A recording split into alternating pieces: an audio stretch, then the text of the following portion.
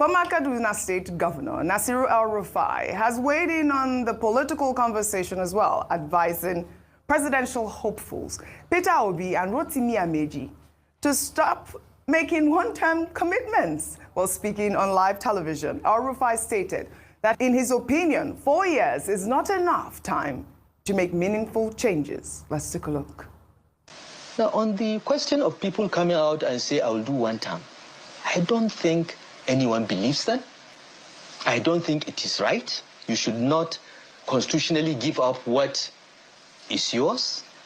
And frankly, as someone that has been governor for 8 years, and Amechi and Peter Obi have both been governors, they know the time it takes to make meaningful change in government. 4 years is not enough. So I want to appeal to everyone to stop making these commitments of I will do 4 years or I will do 8 years, because nobody believes you. You will go in there and change the story. All right. Ayo, well, during that interview, El-Rufai also accused the federal government and some states of a kiss the bandits policy, alleging they are paying and offering incentives to armed groups. El-Rufai alleged that the policy was a national directive from the Office of the National Security Advisor, which he accused of negotiating with bandits. He also claimed that the UNSA was parading freed abductees as having been rescued by security forces, even after their families had paid ransom. What I will not do, okay, is to pay bandits, give them monthly allowance, or send food to them in the name of non-kinetic. It's nonsense. We are empowering bandits. It's not the government of Kaduna State. It's a national policy driven by the Office of National Security Advisor, and Kaduna is part of it. Many states are objecting to that, but that is the policy now. Kiss the bandits. That's the new policy. My position has always been the only repentant bandit is a dead one. Let's kill them all. Let's wipe them. Let's bomb them until they are reduced to nothing. And then the 5% that still want to be rehabilitated can be rehabilitated. All right. What a contradiction, Ayo. First he says his position is let's kill them all. And then the remaining 5%, let's rehabilitate them. How do you pick the 5%? It was quite, a controversial statement that El-Rufai made there. But in the meantime, El-Rufai's claim has been strongly denied by both the federal government and the Kaduna State government. In a swift rebuttal, the Office of the National Security Advisor called the allegations baseless, stating that no arm of the government was paying or giving incentives to criminals. The Kaduna State government described El-Rufai's comments as calculated, malicious lies meant to incite public anger and undermine security efforts. The government also accused him of attempting to destabilize the state, adding that his actions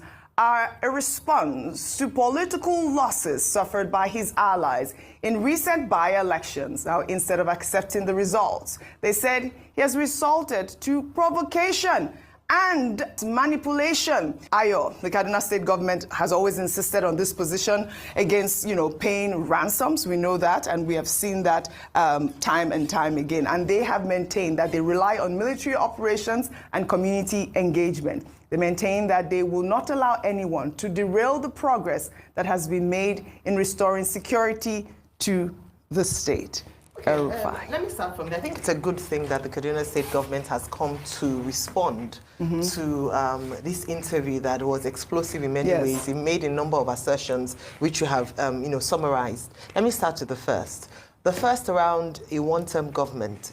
Linking that back to the previous story around, okay, should President Goodluck Jonathan run, Mr. Peter Obi should not run, is going to affect, his chances or destabilize the party on which he might choose to run.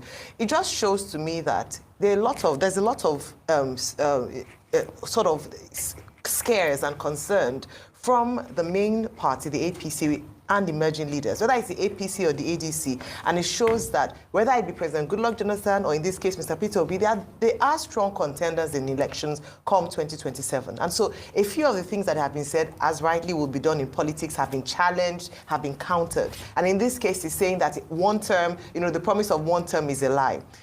Mr. Peter Obi has come out very publicly to say that he's willing to take a bond of a one-term presidency in order for him to hopefully gain the support of a particular region who expect that it's their turn come 2031. And that is also the appeal of President Goodluck Jonathan. What I would say that I might agree with is that it is difficult to see how 4 years can make a dent in the economy, political space, and a lot of areas that we have said have brought a big challenge or a challenge currently in Nigeria. It's very difficult to see. Yes. But I dare say also that if given the opportunity, there's a lot that can be done in 4 years, especially if you come into power knowing already ahead of time what you want to do. We often look at the cases, even though some people might say it's apple and oranges, but I'll still use the example of in many parts of the world where you have a shadow cabinet. So you already know what you want to do before you get into power. Not that when you get into power, you start to make appointments. We recall a certain president who took months before he could come up with his list for ministers. So it means that while campaigning, you have no clue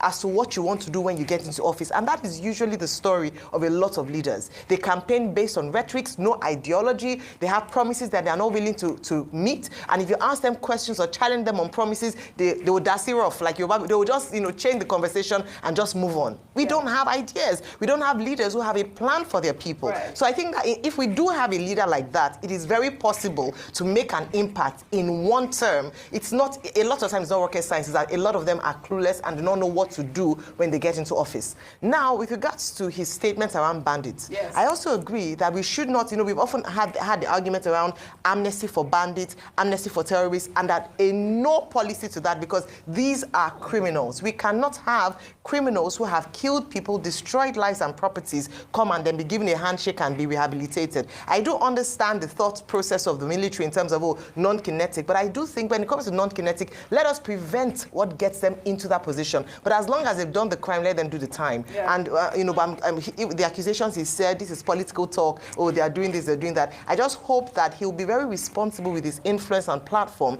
and not hit up the polity unnecessarily, yes, especially through unsubstantiated, facts that he has come out to say. That's what I'll just say. Like hitting up the polity. And, he also made mention about, Southern Kaduna, which Northern Can responded saying that some of his rhetorics are quite divisive because he said something about the Southern Kaduna people feel entitled and all of that. But I think that hitting up the polity at this time is quite unnecessary. And, a statesman like our Rufai shouldn't be part of it. And, a statesman like our Rufai shouldn't be part of it. And, a statesman like our Rufai shouldn't be part of it. And, a statesman like our Rufai shouldn't be part of it.